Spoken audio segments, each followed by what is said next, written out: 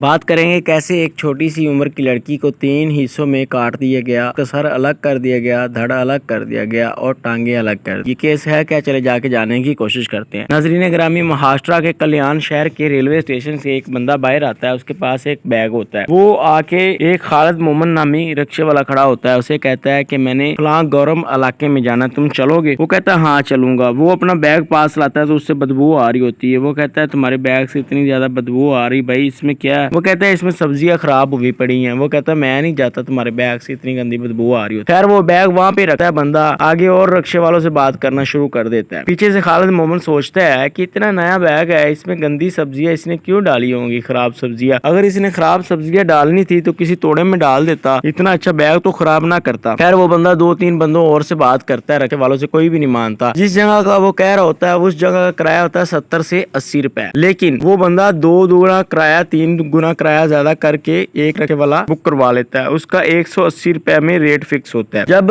خالد مومن اس چیز کو دیکھتا ہے اور باقی رکشے والے بھی دیکھتے ہیں کہ اتنا زیادہ کرایہ دینے کے لیے پر بندہ مان گیا اور بیگ سے بھی گندی اسمیل آ رہی ہے، تو وہ کہتے ہیں یا تو تم ہمیں بیگ کھول کے دکھاؤ یا ہم پولیس کو منگواتے ہیں۔ تو آگے سے بندہ کہتا ہے تم پولیس کو منگوا لو، میرا بھی بھائی پولیس میں ہے۔ تو خالد مومن اپنا موبائل نکالتا ہے، پولیس کو کال کرتا ہے۔ وہ بندہ جو ہوتا ہے وہ بیگ چھوڑ کے بھاگ، سارے لوگ اسے آوازیں دیتے رہتے ہیں کہ بھائی کدھر بھاگ رہے ہو، اپنا بیگ تو لیتے جاؤ، لیکن وہ بھاگتا ہے، ریلوے اسٹیشن میں جاتا ہے، وہاں پہ جا کے غائب ہو جاتا ہے۔ اب رکشے والے پولیس کو کال کر دیتے ہیں، پولیس آ جاتی ہے، آ کے بیگ کھولتی ہے۔ ساری بات سننے کے بعد بیگ کھولتی تو اندر سے واقعہ ہی ایک لڑکی کا شو برآمد ہوتا ہے۔ ناظرین گرامی، جو شو برآمد ہوتا ہے اس میں لڑکی کا نیچے والا حصہ ہوتا ہے، ٹانگوں کا اوپر والا حصہ کاٹ کے کہیں پہ پھینکا ہوتا ہے، اور ہوتا ہے نیچے والا حصہ بیگ میں ہوتا ہے، جو کہ ادھر ٹانگیں ختم ہوتی ہیں اور اس سے برابر کاٹا ہوتا ہے۔ تو ٹانگوں کو دیکھ کے، نیچے والے حصے دیکھ کے پولیس والوں کو پتا چل جاتا ہے یہ کسی لڑکی کی ٹانگیں ہیں، لڑکی کا ٹانگوں والا حصہ ہے۔ تو پولیس والے سب سے پہلے رکشے والوں سے انویسٹیگیشن کرتے ہیں۔ رکشے والے بتاتے ہیں کہ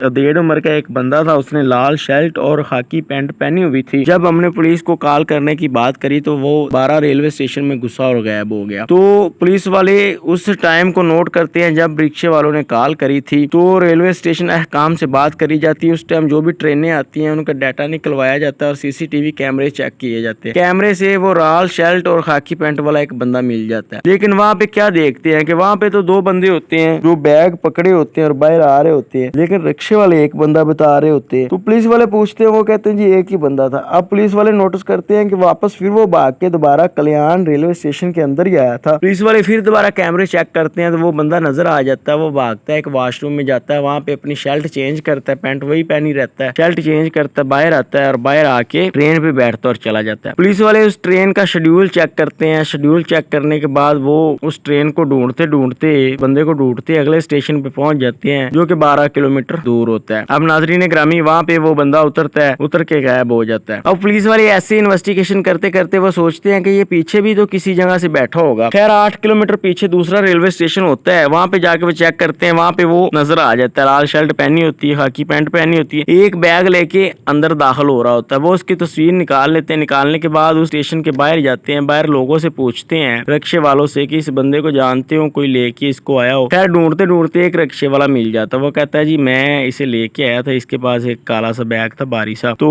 اس سے اٹھا کے رکشے میں نہیں رکھا جا رہا تھا، تو میں نے ہاتھ سے ڈلوا کے رکشے میں رکھا تھا۔ پولیس والے پوچھتے ہیں کدھر سے اٹھایا تھا؟ وہ کہتا ہے جی کہ میں نے فلاں جگہ سے اٹھایا تھا، ایک جگہ کا نام لیتا ہے۔ یہ ٹنڈو والا ریلوے اسٹیشن ہوتا ہے جدھر سے یہ رکشے والا ملا ہوتا ہے، اور جس جگہ کا نام لے رہا ہوتا ہے وہ ریلوے اسٹیشن سے 2 کلومیٹر دور ہوتی ہے۔ اتنی دیر میں ایک ہیڈ کانسٹیبل ہوتا ہے سنجے بابر، اس کو ایک خبری سے پتا چلتا ہے کہ یہ ٹنڈو والا ریلوے اسٹیشن کے ساتھ 2 کلومیٹر دور ایک علاقہ ہے، وہاں پہ ایک بندہ رہتا ہے۔ اب وہ اس اسکول میں جاتے ہیں جو ریلوے اسٹیشن ٹنڈو والا کے ساتھ ایک اسکول ہوتا ہے، اس علاقے کا اسکول میں جاتے ہیں۔ ایک بچی اسکول میں اس محلے کی پڑھ رہی ہوتی ہے، اس محلے کی بچی کو وہ تصویر دکھائی جاتی ہے۔ وہ تصویر کافی دھندلی ہوتی ہے، کچھ نظر تو نہیں آ رہا ہوتا، لیکن اس کے کپڑے پہننے سے، بالوں کے انداز سے وہ بچی 8-9 سال کی ہوتی ہے۔ وہ کہتی ہے یہ تو آرون انکل لگ رہے ہیں۔ تو وہ بچی سے ڈریس لیتے ہیں، ڈریس لینے کے بعد اس گھر میں جاتے ہیں، جا کے کیا دیکھتے ہیں کہ تالا لگا ہوا ہے۔ تو پولیس والے بڑے ناراض ہوتے ہیں کہ یار اتنی محنت کری، اتنا کچھ ڈھونڈتے یہاں پہ آگے تالا لگا ہوا۔ خیر وہ محلے داروں سے پوچھتے ہیں، محلے والے کہتے ہیں ہاں یہ آرون تواری کا گھر ہے، اس میں اس کے ساتھ ایک اس کی بیٹی بھی رہتی تھی، لیکن وہ بھی 2-3 دن سے نظر نہیں آئی، اور یہ بھی کل سے لاپتہ ہے، تالا لگا کے کہیں پہ گیا۔ پولیس والوں کو فوراً بات کھٹک جاتی ہے کہ اس کی بیٹی بھی تو غائب ہے، تو ہو سکتا ہے وہ جو لاش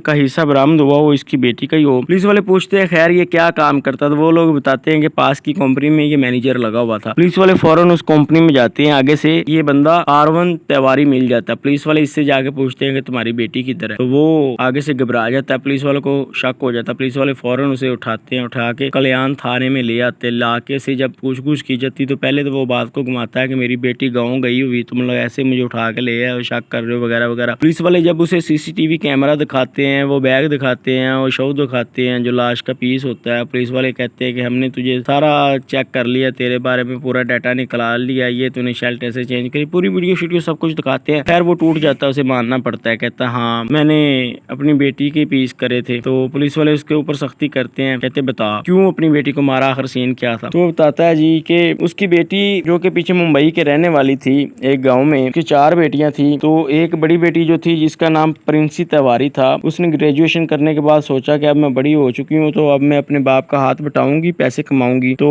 ऐसे ही वो अपने बाप के पास 2016 में आ जाती है। ये 8 दिसंबर 2019 का वाकया होता है। 3 साल पहले बड़ी बेटी आई होती है, आके एक कंपनी में जॉब पे लग जाती है। बाप को भी कोई इतराज नहीं होता कि बेटी है साथ कमाई कर रही है तो ठीक अच्छे से निजाम चलेगा। वो अपनी पीछे से एक बीवी और 3 बेटी दूसरी को भी मंगवा लेता है कि इनकी भी अच्छे से पढ़ाई लिखाई करूंगा यहाँ पे टुंडूवाला में, और पढ़ाई लिखाई करने के बाद इनको भी अच्छी ग्रेजुएशन करवाने के बाद अच्छी जॉब मिल जाएगी। लेकिन बेटियों के तालीम का खर्चा नहीं उठाया जाता, इसलिए उनको वापस गाँव भेज देता है। लेकिन ये बेटी तो ऑलरेडी नौकरी यहाँ पे लगी हुई थी अच्छे वाली, इसलिए ये अपने बाप के पास रहती है। नाज़रीन ग्रामी 2019 आते तक इस लड़की को एक लड़के से प्यार हो जाता है। ये अपने बाप से कहती है कि मुझे एक लड़के से प्यार है जो कि काफी अच्छा पढ़ा लिखा है और अच्छी पोस्ट पे भी लगा हुआ है, तो उसकी सैलरी भी अच्छी है, तो मैं उससे शादी करवाना चाहती हूँ। तो पहले तो बाप होता पुराने ख्याल का मना कर देता है, फिर जब उसकी कास्ट वगैरह पूछता, उसके बारे जानता, तो फिर तो मजीद इनकारी हो जाता है, जिद पकड़ लेता है कि नहीं मैं इधर शादी नहीं करूंगा, गैर जात है वो, जब मैंने इधर शादी कर दी तो मेरी बरादरी मुझे क्या बोलेगी, मैं तो अपनी बाकी बेटियों के भी रिश्ते करूंगा लेकिन किसी का रिश्ता नहीं होगा, ये तो मेरे लिए मसला हो जाएगा। वो जिद कर लेता है, आगे से बेटी भी जिद कर लेती, शादी करूंगी तो इधर से करूंगी। तो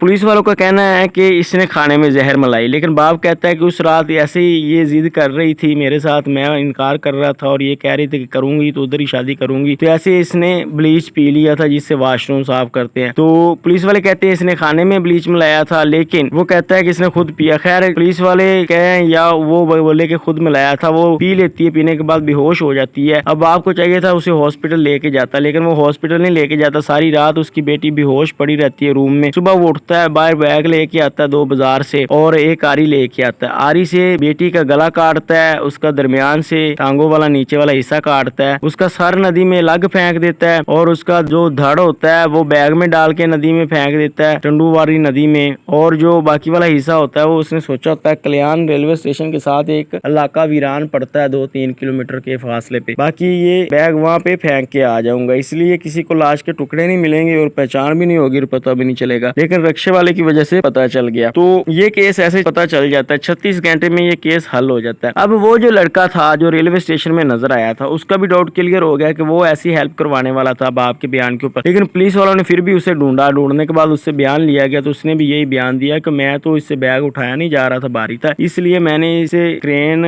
में बैग ट्रेन में उठवा के बाहर स्टेशन तक इसके लेके आया था, हेल्प करी थी, मुझे नहीं पता था उस बैग में क्या है और क्या नहीं है। ऐसे ये बंदा पकड़ा जाता है 36 घंटे के बाद, और अब ये बंदा हवालात में है और बाकी की अपनी ज़िंदगी ये जेल या हवालात में ही गुजारेगा। तो इस कहानी को भी यहाँ पे ख़त्म करते हैं। मुझे इजाज़त दें, अल्लाह निगहबान।